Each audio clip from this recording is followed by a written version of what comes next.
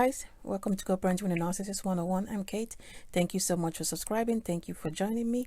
And if you haven't subscribed, please do. And don't forget to hit the bell button so you know when I upload more videos. All right, guys, we're going to talk about coparenting with a narcissist and ways that narcissists try to get your attention.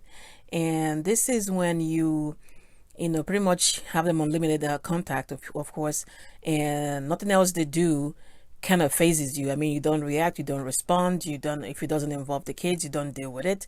This is when after they try to send you random messages or call you for no reason whatsoever, or send you text like you don't has nothing to do with the children, or try to engage you in some kind of fight, and you somehow brush that aside, you didn't engage, or they make an effort to see you, and you have you try not to, none of those stuck.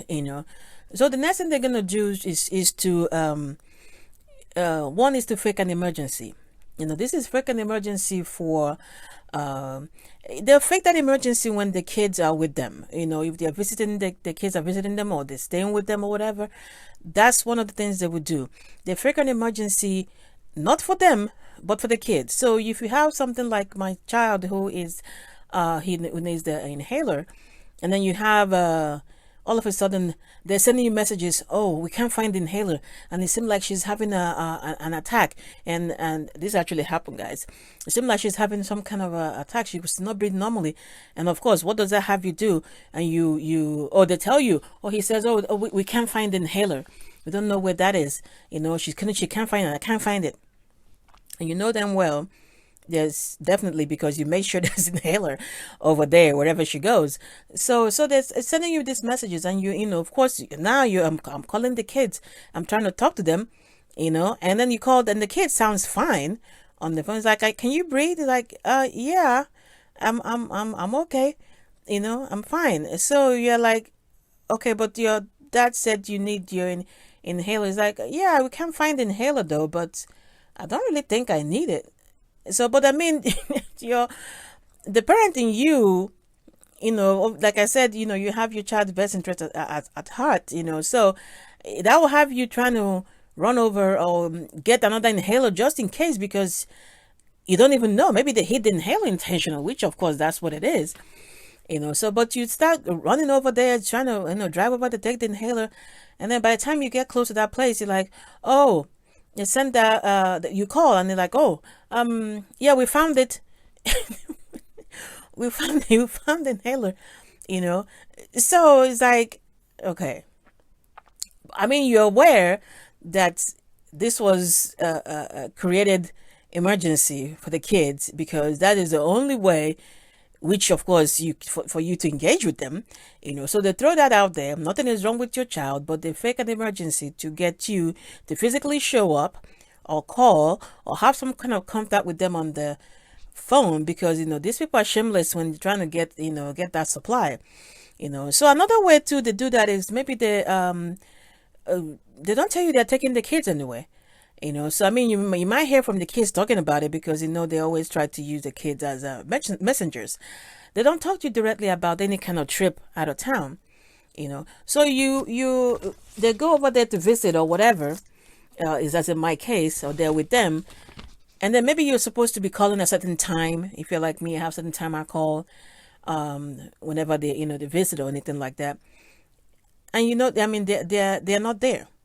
They're not there, and then they don't tell you that they left town. They're gonna wait a few hours or something like that, and then they tell you, because they're waiting for you to either try to reach them out on the email, if you're communicating through email like I am, or try to send them a nasty text message, or try to call them directly if you haven't blocked them, something to get you agitated. And if you watch out, if none of those things happen, where if you, like me, I heard from the kids that they might be going out of town, so I didn't even bother calling. It never told me. So after waiting for an hour or two, and then 5 hours, and you're not doing what they expected you to do, now they tell you that they're out of town. We're out of town and we're going to be back tomorrow. And of course you don't say anything, because you're already onto the game.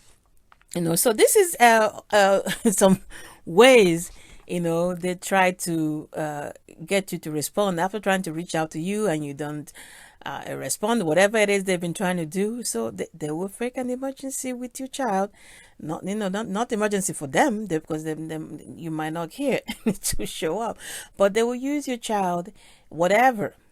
They can lie about something is happening to them or whatever. They don't know what's wrong, just to get you to show up physically, or just call or whatever, or at least, pretty much maybe to have you even panic, because everything is a source of supply to them.